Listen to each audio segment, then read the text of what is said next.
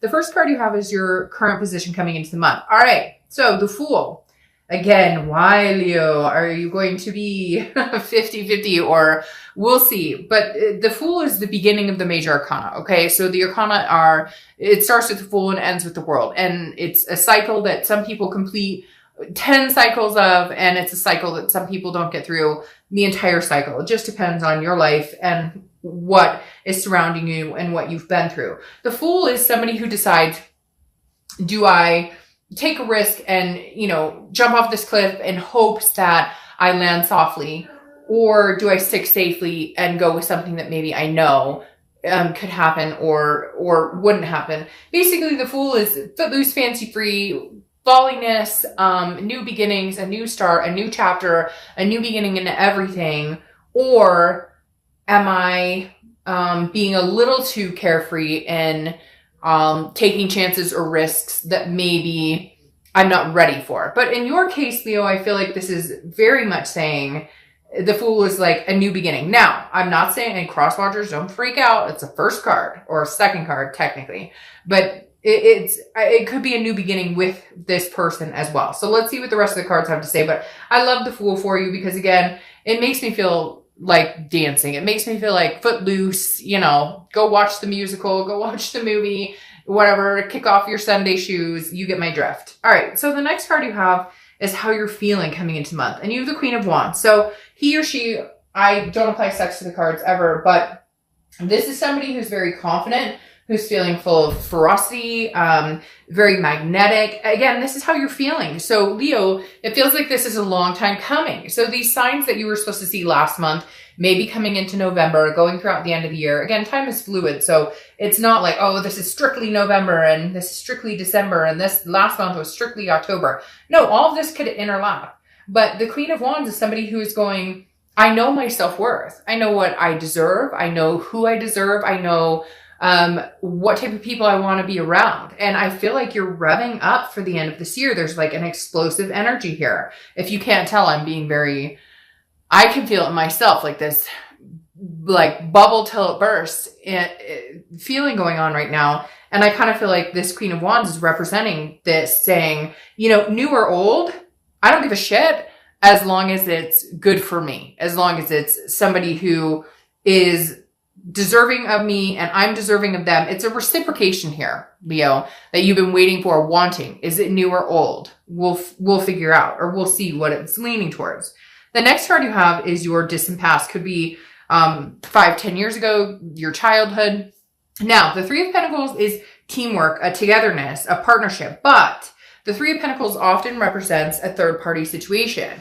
Now, I'm going to say, Leo, immediately they're telling me this is two of a kind, meaning you either witnessed, I'm not meaning to point that finger, sorry. You either witnessed, some of you might be like, hey, screw you, pertaining to the situations I'm about to talk about, because some of you, I feel like this is like a parent or somebody you watched leave their spouse, like a mom or a dad leave, or a grandparent leave, or a sister or brother, some sort of third-party situation that you maybe grew up with, which then brought along maybe insecurity issues or abandonment issues. Maybe, your mom left or your dad left, or there was not necessarily left you, but left for another person. So again, I feel like this is a twofer, because I feel like not only did you experience this when you were younger, and again, general read, if it doesn't pertain to you, it doesn't pertain to you. But I feel like at some point you witnessed a third party that affected your life at a younger age, or in a time when you couldn't control it, which is now built up some insecurities or certain things you've had to get over to overcome this. And then I feel like when I say twofer, this is something you experience yourself. Now, whether it's with this person or not, I'm not sure. I don't know if it's with this current person you're thinking about, or that you're not speaking with, or that you have little communication with, but it's almost, the universe is almost saying, look, you've dealt with this in the past, you've overcome it, you'll overcome it again, but there's a newness or a freshness or this happened to me personally. Not that when you were younger, it didn't happen to you personally, but it wasn't your relationship. Yes, and I don't need all the comments about, what do you mean? Like, yes, of course, it was my parent or whatever. I get that, but I'm talking about, wasn't your romantic or marriage, etc., if that makes sense. All right. So the next card you have is your immediate past. So over the past few weeks, past month or two, and you have the Eight of Swords. Now the Eight of Swords, if you see my channel, I'm very clear on this card because I always say, put a shirt on before you go outside. This person is somebody who is confused. They're self-imprisoning them. You're creating your own reality and then complaining about it if it's not what you want, and yet you have the ability to change it to what you want, okay? The Eight of Swords is self-imprisonment. It's confusion. It's self-doubt. It's thinking, I can't be without this person, or I can be without this person, but what if that was a bad decision? You're like conflicting your own self, Leo. You're confusing yourself with this card. The past few weeks, past month or two, I feel like this is why the Wheel of Fortune is stepping in here, because you're going to have one clear guided decision on, do I start a new beginning by myself with somebody new? Or do I start, or by yourself? Just say, hey, for shits and giggles, I'm not going to date anybody or talk to anybody for a while because it's all about me. It's all about me. I don't care about anybody else but me. But this is telling me that very clearly you're on the fence of, do I start something new? Or do I go back to the old? Do I start something new with the old? Because right here, I always say in this card, right, that he or she could easily walk out the front door. They're putting themselves over the swords. Nobody's doing it to you. Nobody's forcing you. You can make that decision on your own, what you want to do. And the Eight of Swords is saying, what are you going to do? Are you going to flail over here and go, but I'm going to fall on these swords? Or are you going to walk out the front door? And like I said before, put a shirt on before you walk out the front door. You have the ability right now, Leo, to manifest what you want, to get what you want. You have a new beginning coming, whether it's a clean slate with nobody you know, whether it's a clean slate with just you and your dog, cat, kids, whatever it is, or a new slate with this person. This is saying, hey, Leo, wake up and realize that you control your destiny at this point. There's nothing that is locking you down. Now, yes, I'm sure you're going to say, they ghosted me. They're not talking to me. Okay. Then make a decision based on that for now. There's not a finality here. People always think that if a read goes one way or if your life goes one way, that it's final, that it can never come back around. But I made the example with somebody, and I don't know if it was your sign or not, but there were two signs last month. I gave the example of a friend of mine that I know very well, who she and her boyfriend broke up after 3 years, okay? Couple years later, I don't know, they broke up after a few years. They didn't have kids. They weren't married, whatever. Couple years later, they bump into each other. They contact each other. They re-meet. Now they're married with kids and it's been 10 years. So there's no finality here. People always think if it's not happening right now, and it's breaking my heart, it's not cut and dry. If it's meant to be, if this Wheel of Fortune, the universe is meant to come in and say, hey, Leo, right now is your time to get out and shine and do something else, then get out and shine and do something else. If they're ghosting you, if they're not talking to you, if they're being a fucktard, then guess what? Then don't do it now. But just because you don't do it now, or just because you think, well, if I leave now, you're imprisoning yourself in this thought process of, well, if I leave now, or if I'm not around, then they'll never come back, or they may think, no, if this person loves you and cares about you deeply enough, none of that will matter. Just like cross watchers, as this can be reversed, if Leo loves you and cares about you that much, this doesn't have to end. There's this, again, like I said, a finality. And my dad used to say I should be a lawyer because I continuously repeat myself. But that's not a bad thing, because I'm trying to impose upon you the fact that 2 years from now, 2 months from now, it could be completely different. You need to do you right now, Leo. If a new fresh start is, I'm going to join the gym tomorrow and I'm going to become a vegan, then freaking great. If your start is, I'm going to travel around the world and drink mimosas all day, do whatever you feel you want to do. The point is, this right now, Leo is saying you are in control of your destiny. And whatever makes you nervous, whatever has made you feel kept down or insecure, or things that you've dealt with that have affected possible relationships, or things that these people you've been in relationships with have affected you, don't stop. Take a breath and say, what does Leo want? What do I want? What do I deserve? And go from there. Enough with the self-doubt and the confusing, what do they want? Who cares? Do what you want to do. And I know you're like, oh, easier said than done, and I love them. I get that. But there is nothing keeping you guys from getting back together when the time is right. The next card and you could say, oh, well, they're married. Trust me, stranger things have happened. All right, the next card you have is your distant future. Okay, so this is over the next few months. And you have the Eight of Cups. The Eight of Cups is about stagnation, not moving, disappointment. This is slow moving. Now, what I'm saying here, I actually think this is kind of brilliant. Although you may be like, what? It's slow moving, it's stagnation, it's disappointment. No, this is telling me that Leo, in the past, you have rushed back to this person, or they've rushed back to you. This to me isn't saying they're not coming back or that you're not coming back. This to me is saying, slow it down. If you want one cup, the one cup you want, but you don't want these other cups, then don't rush it. And if they're trying to rush it, don't buy into the rushing. There's nothing here that needs to be rushed. I feel like there's a newness, a freshness, again, a beginning of a cycle for you. And the cycle may just be your own, Leo, to hold on to. The cycle may have nothing to do with anybody fucking else other than you and what you have to offer and what you have to gain in life. Stop thinking about what everybody else is doing or what they're thinking. Focus on what you're doing. Start your new cycle. And if this person comes along and you guys can gradually make it happen, then fantastic.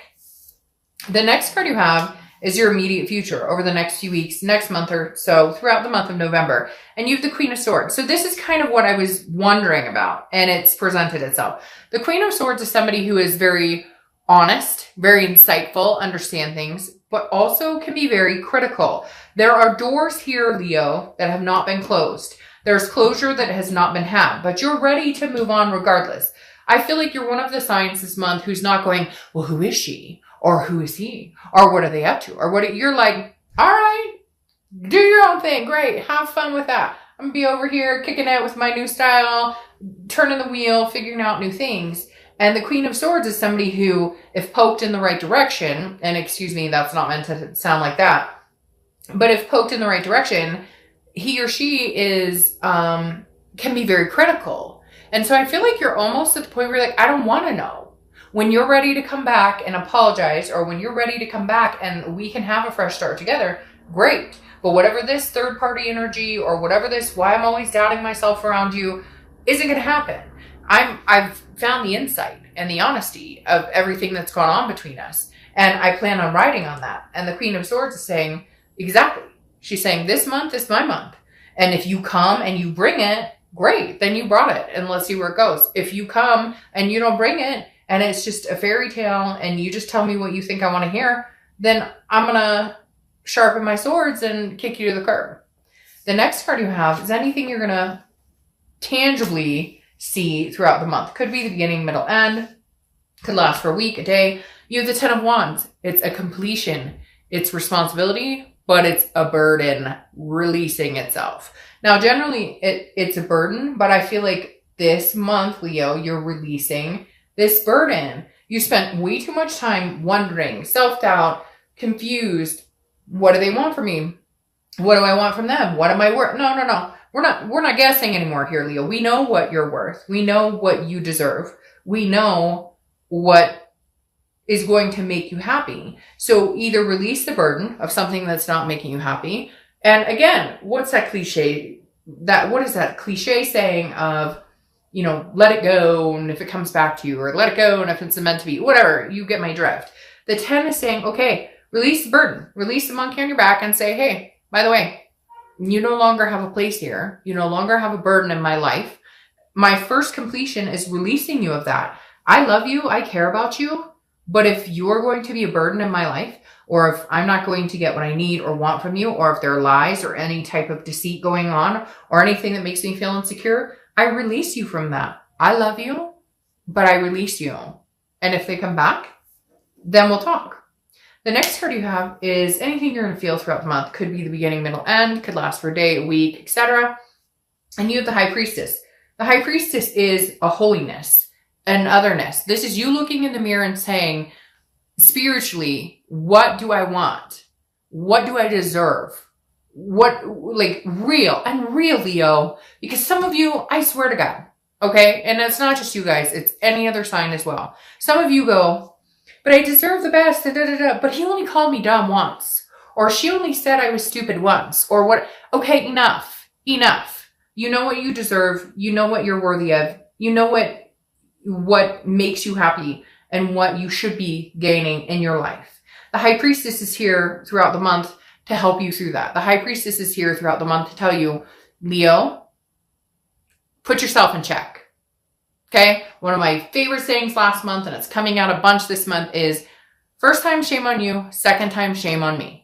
And that's not to place blame, but it's to say, look, you know, we all have that inner voice that says, is this good or is it bad for me? And this month you have the universe on your side. Not that the universe is always on your side. Trust me. It's just we all choose to ignore the signs that we don't like because it doesn't fit what we want right in that moment, right? So the High Priestess is saying, hey, Leo. Oh, and wait, wasn't you reading something last month about, see the sun? She's back. He's back. The universe is saying, girl, guy, you're not paying attention to what I'm putting down here. You need to start paying attention. You're going to start noticing that this month. I should put this as like part 2, Leo, please see the signs, or I beg you to see the signs, or pay attention 2 feet, 1 foot in front of the other. All right. Your hopes and fears for the outcome of the month is the King of Pentacles. You want what you deserve. Oh, hey, Leo, thanks for showing up. You want what you deserve. You deserve so much. You're a fire sign. You are like literally the person who can be on top of their game. But let me tell you, when a Leo falls, they fall hard. And we all do. But when a Leo falls, it's reputation, it's respect, and not anybody else feeling that way about you. That's internal. That's you feeling like less than. That's you feeling doubt, self-doubt. That's you feeling nobody's putting you in that position. The King of Pentacles, your wish is that for the outcome of the month is that, hey, I am on top of my game 100% and nobody can drag me down ever again. The King of Pentacles is businesslike. It has their shit together, is like, hey, I've got this. And not only are you hoping that maybe this partner shows up and they have this too, and they bring it to the table, but that you can shine again, that you can start this rebuilding instead of self-sabotaging. For some of you, that's what you've been doing. And the Fool is saying, hey, it's your new cycle. And the King of Pentacles is saying, hey, I'm showing up to the party. I'm not a page. I'm not a knight. I'm not a queen. I'm a king. Now, queens are good too. I'm not saying that. I'm just saying the king is the top of the game. And this is saying that's where you're hoping to be.